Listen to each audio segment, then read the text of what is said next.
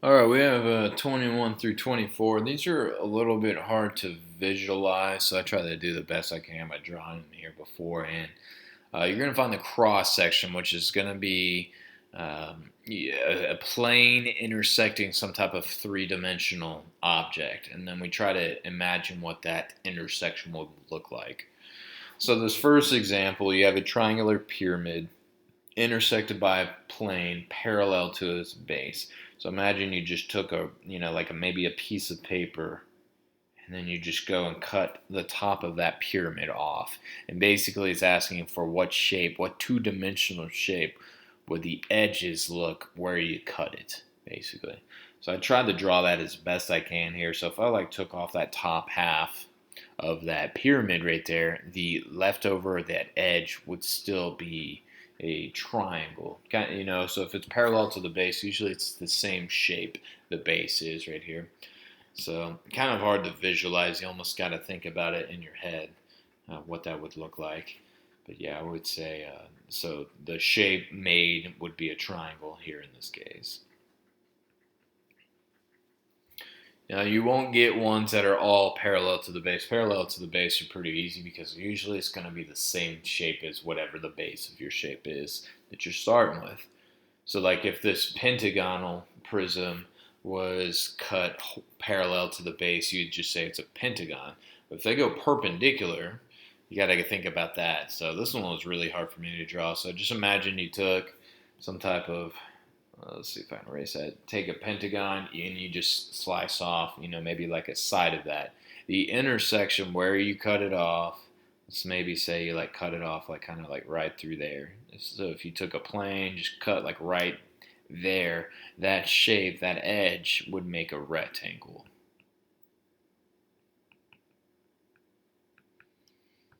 Okay. And that's going to be true for most prisms if you do it perpendicular to the base.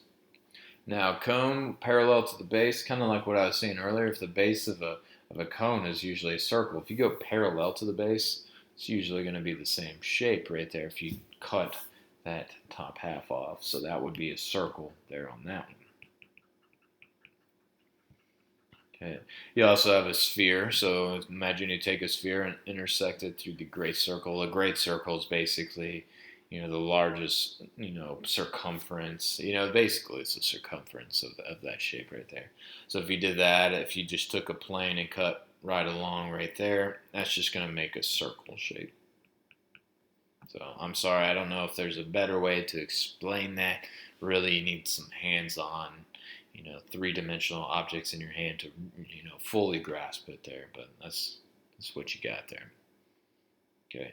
I guess this little section here, we practice a little bit of area and perimeter. I'm not really sure why it says algebra review, but no well here. Yeah, swimming pool. It's got a length of 30 feet and then a width of 10. And I guess they want us to find the perimeter and area, which I guess it helps us out with some of our, rectangular, prisms and that type of stuff. So area is just, 30 times 10 right there. So that's just going to be 300. And then whatever the units are, I guess feet squared.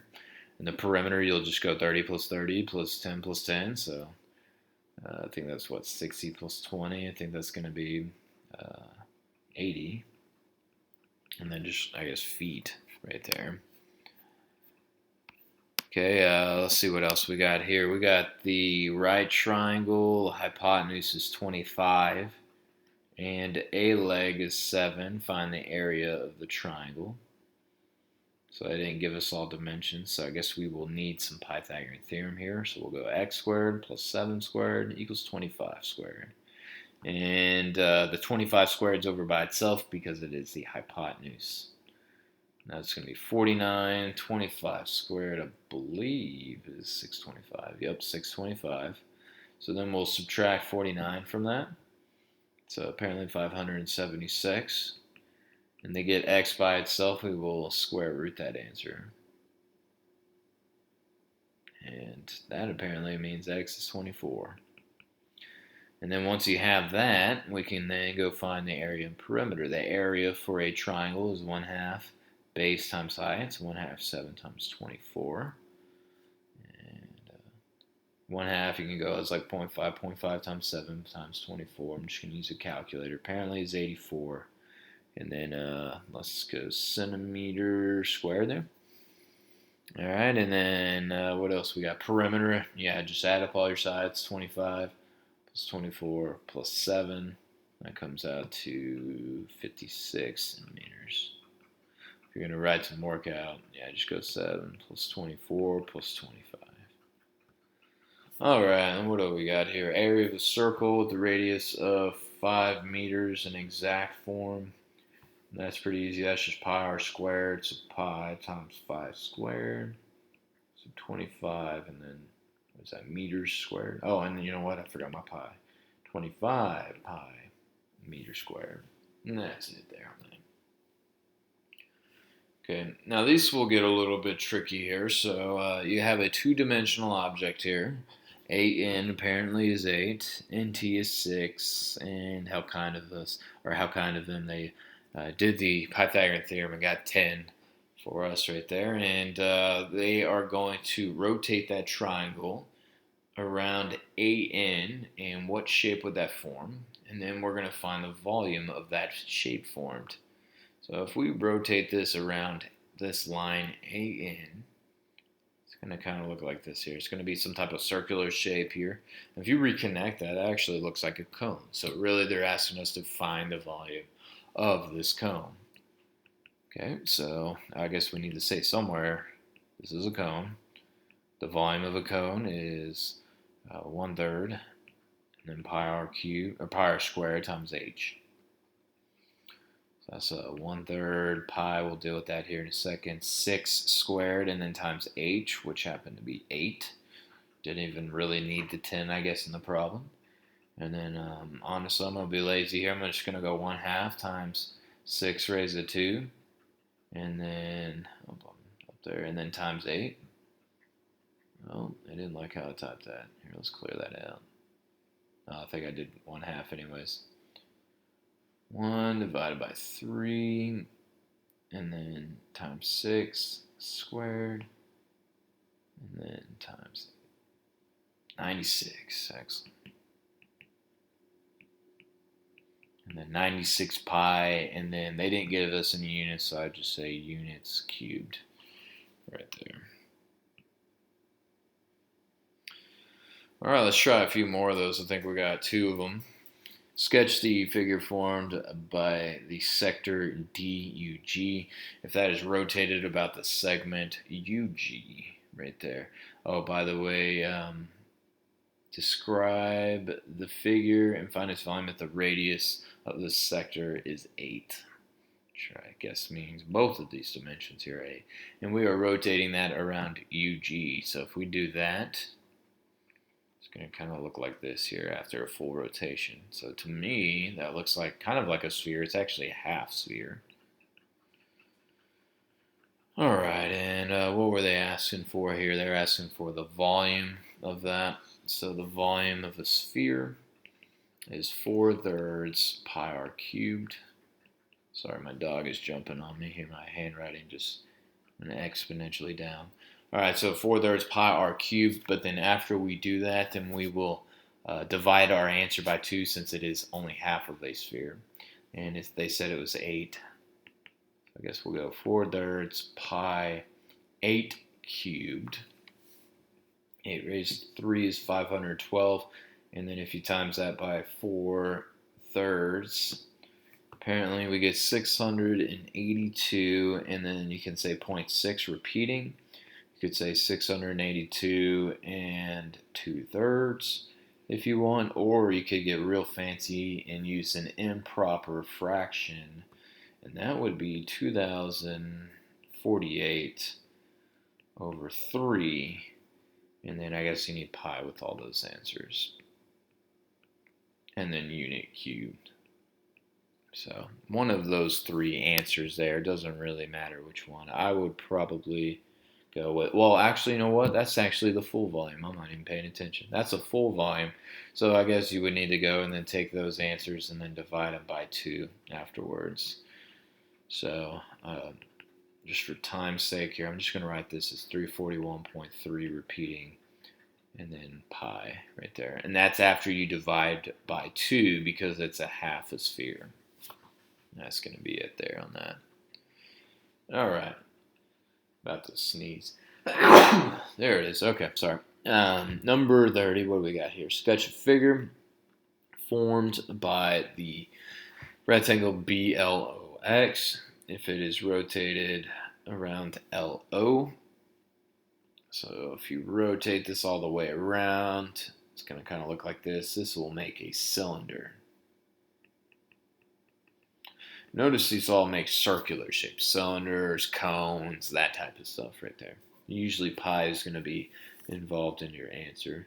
Now this one's pretty advanced here because it also says BX is 2 times BL, and the perimeter of BLOX is 192. So actually, you know what? I'm going to erase this for a second here. Just help myself out. The perimeter is 192. And then they said that the sides had a 2-to-1 ratio. BX is 2 times BL. So if this is 2x, you could call this side x here. So what we're going to do here to find what x represents is I'm going to add up all the sides. We're going to say perimeter is x plus 2x plus 2x. But then don't forget, the perimeter is 192. And if you go combine up all your x's, I think that adds up to 6x. Okay, and then after you do 192 divided by 6, we can figure out what x is. X is apparently 32, which means that 2x side, after you double it, is 64. So those are going to be your dimensions. So then when you go and do the cylinder piece right here, and I'll redraw one off to the side just to make it look prettier, we kind of know what our dimensions are going to be now.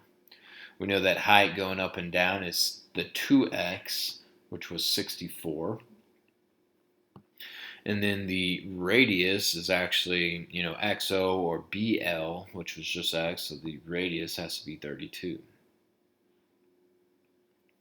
Okay, and then what are they asking for here?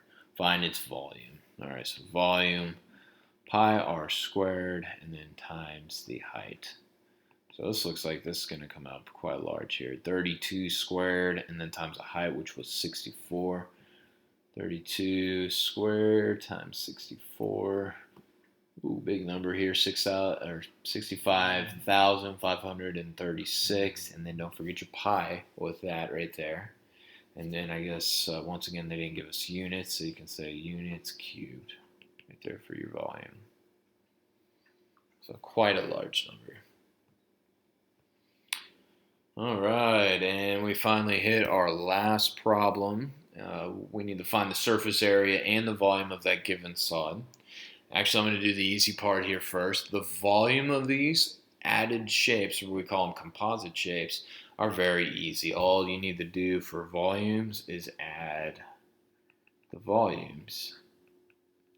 So let's go ahead and do that here. The volume, what do we have here? It's 3 by 8, so that's a prism. And remember, a quick shortcut way to find the volume of a prism is just to do length times width times height, or just multiply all 3 of your dimensions there. And that's going to be, 9 times 8, so what was that, 72 units, in this case, inches cubed. And then you got a volume of a pyramid, and let's see here. Oh, of course. Okay, so you give us a pyramid. Now, we got the right triangle we have to deal with here inside. And what kind of makes this one hard? They give us a slant height. The half side here is 1.5, and then we need to actually find the height of the prism, or the pyramid. So it does not look like it's going to come out clean. It might, but we'll see what happens. So that'll be 1.5. Sorry, I was just thinking something here. So that'd be x squared plus 1.5 squared, and then equals 5 squared. Probably not going to come out very nice here. 1.5 squared, 2.25. 5 squared is 25, so we'll go 25 minus 2.25. All right, get ready for this. 22.75, and then we will square root our answer. Oh, very fun. Okay, it's x, or the height. Oh yeah, I'll leave it as that right here. It's 4.769. Let's go 4.77. Yeah, that looks good there. X will be 4.77 right there, which is also the height of the pyramid. Okay, so we needed that. We also needed the area of the base. Let me write that off right here. The area of the base is just the area of this square right here. And that's just going to be 3 times 3. Yep, which will be 9. So that'll be nice at least. And then let's go do the volume right there. It's 1/3, and then the area of your base, which was 9 actually, and then the height, which was 4.77. Okay. And yeah, I guess we really can't do much here, so we'll go ahead. Yeah, I mean, we just need to multiply it together. 1/3 of 9 is 3, so then we'll go 3 times 4.77. Let me make sure I can type it in right. That comes out to 14.31. And then I guess after we do all of that, then we will take these two and then add them together. So we'll add that to 72, and that comes out to 86.31. And that would be in inches cubed for your volume. And that is actually, believe it or not, the easy part of this problem.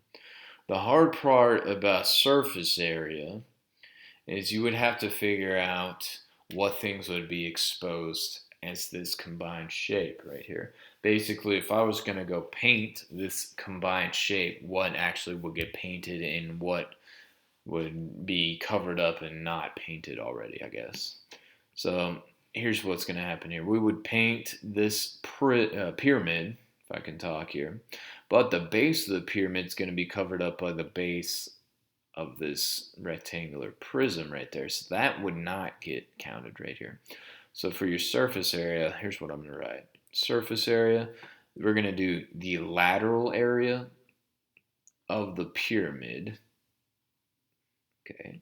Then we need to go and do the lateral area of that, what is that, a prism? The lateral area of the prism. Let's write it out this time. And then you have this one additional base that would actually get painted if you're going to do that. So I'll just go plus 1b. Okay, so this will be a little bit involved here. Lateral area is just going to be 1/2 lateral area of a pyramid. That's going to be 1/2 perimeter times the length. Now, luckily, they gave us a length. The perimeter, I guess we need to find that. The perimeter of our base, I guess we're calling this our base right here, this square. So that'd just be 3 times 4, since you have 4 of those. So we'll go 1/2, 12, and then times 5 right there. That'll be the lateral area of the pyramid. Now the lateral area of the prism, you'll go the perimeter of the rectangular prism, which is still the same perimeter.